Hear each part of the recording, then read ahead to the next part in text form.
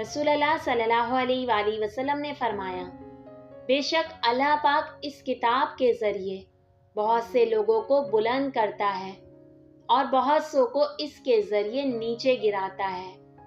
حضرت عائشہ رضی اللہ تعالی عنہا سے روایت ہے کہ رسول اللہ صلی اللہ علیہ وآلہ وسلم نے فرمایا، جو شخص قرآن کو اٹک اٹک کر پڑھتا ہے اور پڑھنے میں اس کو مشقت ہوتی ہے تو اس کے لیے دگنا اجر ہے۔ قرآن پاک کی تلاوت اور ذکر اللہ کو اپنے اوپر لازم کر لو، کیونکہ یہ آسمانوں میں تمہارے چرچے کا سبب اور زمین میں تمہارے لیے نور ہوگا۔ رسول اللہ صلی اللہ علیہ وآلہ وسلم نے فرمایا، اللہ تعالیٰ یقیناً تم میں سے کسی کے توبہ کرنے پر اس سے زیادہ خوش ہوتا ہے جتنا تم میں سے کوئی شخص اپنی گمشدہ سواری واپس پا کر خوش ہوتا ہے۔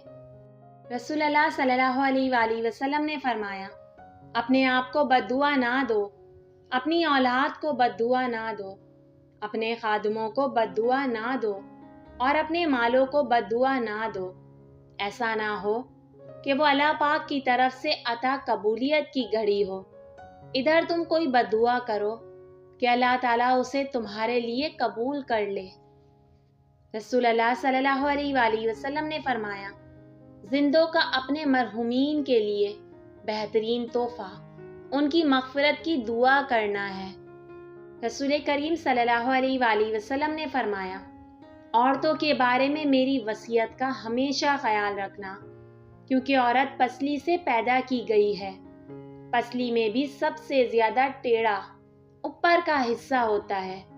اگر کوئی شخص اسے بالکل سیدھی کرنے کی کوشش کرے تو انجام کار توڑ کے رہے گا، اور اگر اسے یوں ہی چھوڑ دے گا، بس عورتوں کے بارے میں میری نصیحت مانو، عورتوں سے اچھا سلوک کرو۔